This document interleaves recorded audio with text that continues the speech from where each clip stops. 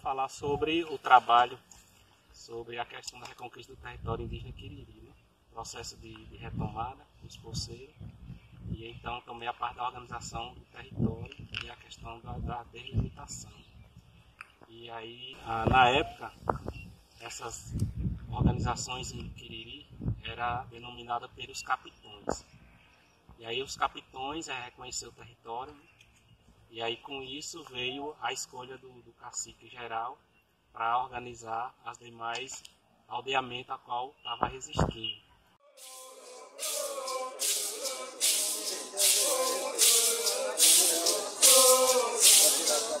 Que eram Lagoa Grande, Sacão, Cacimba Seca, Baixa da Cangalha e Cantagalo. E aí o cacique denominou seus conselheiros para organizar assim melhor os indígenas para reconquistar o território. Nessa luta, né, teve várias perdas também de alguns indígenas, e aí os indígenas começaram também a expandir, que tínhamos 3 fazendeiros dentro do território, que era muito, digamos assim, muito perseguidor dos indígenas, que era Edival Calazans, e Miranda e Mirandinha. Né? E aí primeiro eles foram à busca para reconquistar essa fazenda desse fazendeiro. E aí expandiram para os demais, e aí com isso todos os indígenas buscaram a se organizar, né, politicamente dentro do território e também caminhar para fora. E aí com isso em assembleia a comunidade também sentiu fato em relação à questão dos rituais, né? E aí com isso foram em Rodelas, o cacique Lázaro junto com alguns indígenas foram em Rodelas buscar a reforçar o ritual dentro dessa organização. E ao chegar o Toré dentro dos Quiriri, aí a população se reuniu para escolher um dos pajés. Foi quando, dentro dos rituais, foi escolhido um pajé geral para comandar também assim todas as partes espirituais. E aí com isso reforçou mais a luta pela busca do território, onde foi descoberto outros meios, né? E aí a expansão do território era denominada como as 3 Marias. E aí dessas 3 Marias virou o octógono, que hoje é o território indígena Quiriri. Mas Valfrano vai falar um pouco sobre essa questão da organização dentro do território. Nessa organização do nosso povo, o povo Quiriri, eles se reuniram, se decidiram se reunir no centro do território, que era na Mirandela, que hoje é a aldeia Mirandela, que ela se localiza no centro desse octógono, e eles ficaram acampados lá do lado da Casa de Farinha, no fundo do cemitério, no ano de 1989. E diante disso, para reforçar as reivindicações que agilizasse por parte da justiça, agilizasse esse processo de demarcação o quanto antes. E eles ficaram acampados durante esse período todo, que eles também viam ali, viam assim que de todas as aldeias que eles queriam reconquistar, tinha essa como que é a aldeia Mirandela como um dos pontos-chave para todos, porque muitos, até entre os indígenas mesmo, não acreditavam, porque a desvantagem era grande, eram poucos indígenas para muitos poceiros. Aí muitos chegavam até, mas com a chegada do Toré e a sabedoria da natureza, fortaleceu a mente daqueles que desacreditaram, a esperança foi renovada, e assim eles conseguiram com muita luta adentrar aos poucos. Eles muitas vezes, os poceiros chegaram a enrabar, porque foi logo de início a FUNAI fez a conta de, salvo me engano, foi umas 10 casas, não foi, Dan? Então, Então, a questão da primeira indenização dentro do território, né? Foi as casas, e cada povoado ela foi tipo um sorteio feito para começar a parte da indenização, onde também a FUNAI viu que os indígenas tinham direito, e também os poceiros como moradores também tinham direito desse direito da indenização do território, né? Mas aí, com isso, ainda teve os embates, né, em relação à questão das mortes de alguns indígenas, onde também criou mais reforço para os indígenas buscar também os seus direitos, né, como cidadão, e onde as lideranças também começaram também a buscar outra parte, né, tanto da Justiça, Ministério Público, FUNAI, e também o próprio Prefeitura de Pombal, para reforçar mais nessa luta da Reconquista. Então, aí... E aí, com isso, no caso, eles começaram também a ameaçar os indígenas, a perseguir, no caso, tanto as lideranças, principalmente, eles estavam organizando o seu povo para esse acampamento, né, que eles, muitas das vezes, diziam que a terra não era indígena. E aí, com isso, eles criaram também, digamos assim, vamos também delimitar o nosso território. Aí, com essa delimitação, o Zezinho vai falar um pouco sobre a questão como foi delimitado esse território.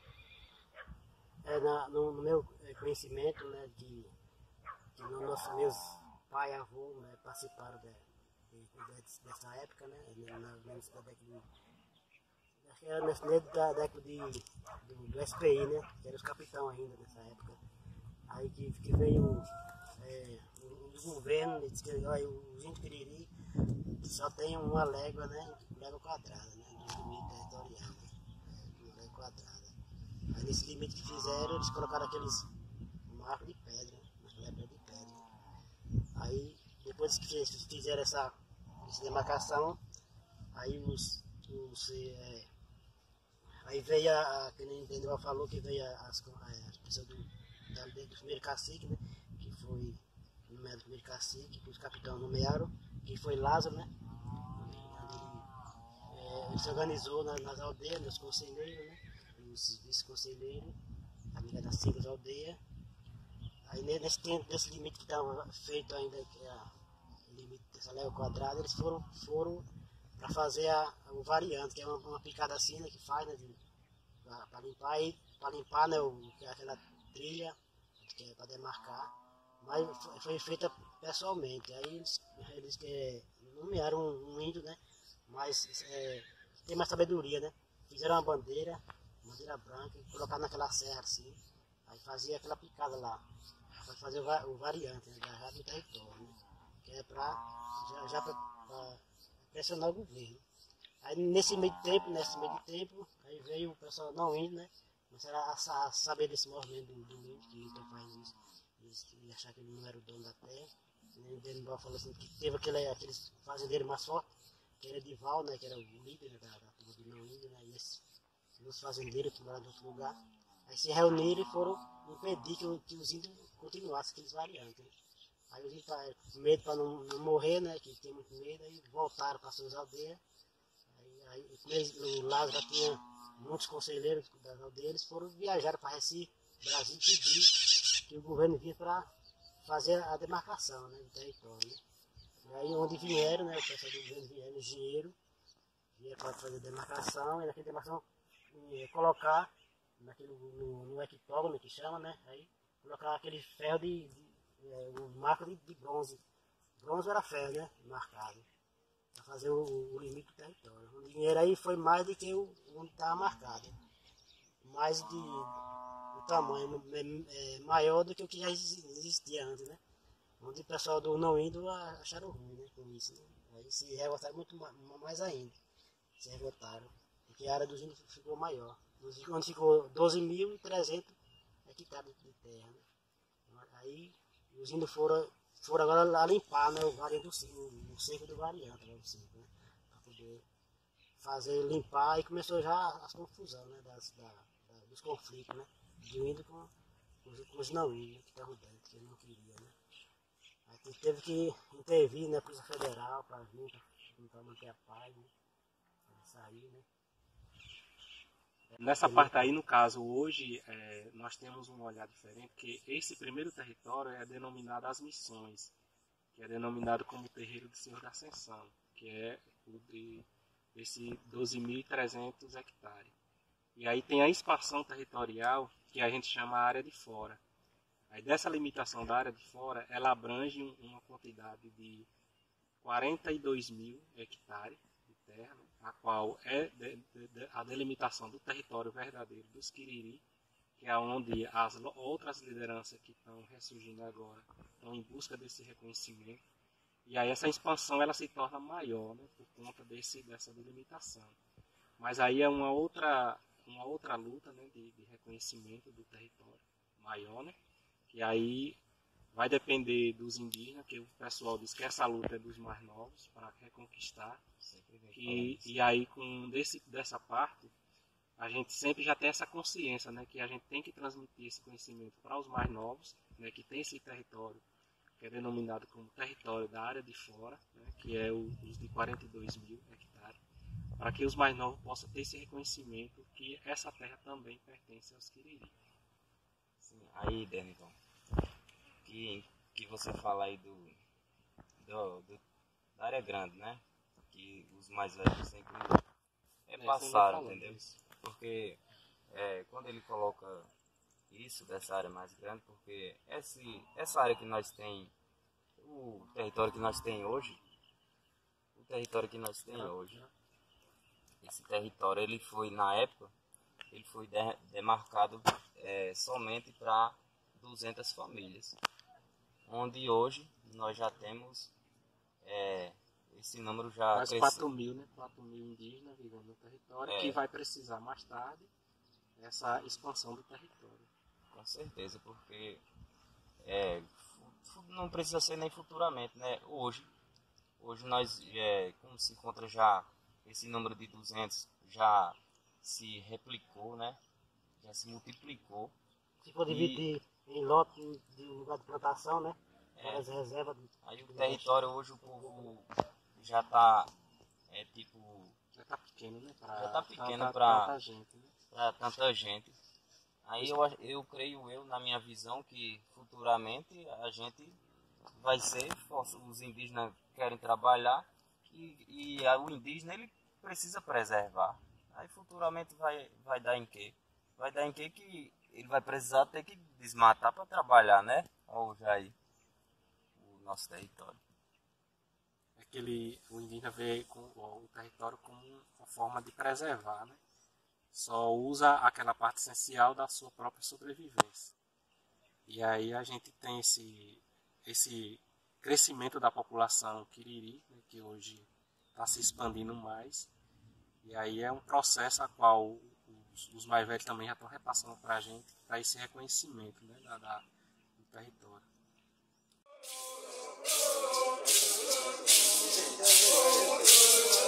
E o território ele ainda continua organizado pelos seus conselheiros, o cacique, o pajé e os seus vices, né? Mas aí a gente tem uma outra diferença, né, que em relação à questão dos avanços que nós temos em relação à questão da educação.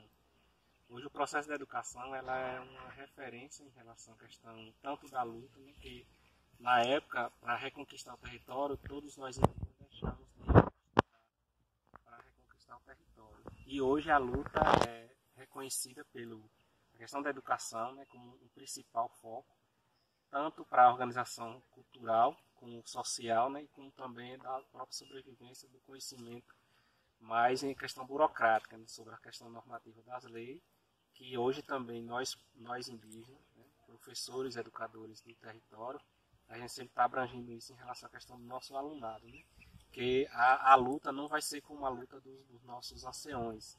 Hoje a luta ela vai ser diferenciada, porque é na base do conhecimento tanto da academia, né, como da questão normativa das leis, que tem que ter essa normativa, que não é mais pela aquela questão de reforço, digamos assim, com borduna e arco. Aí hoje a luta ela é diferenciada por conta desse conhecimento, né, em relação à questão da educação. E aí essas organizações elas sempre estão reforçando, nesse sentido, tantas associações, como as organizações de professor, o grupo de zabumbeiro, o grupo de jovens, o grupo de mulheres, né, o grupo da juventude Piriri, e também vem pautando, né, os seus direitos com a questão dos avanços da sua sobrevivência e da economia local, né, para assim também ter o território, né, como ter o reconhecido território, mas que esse território também sirva como ponto de sobrevivência para um olhar melhor na questão dos avanços do novo mundo, né, que a gente olha, né, que a gente sempre vai estar acompanhando as tecnologias e ter a facilidade de vida melhor para a nossa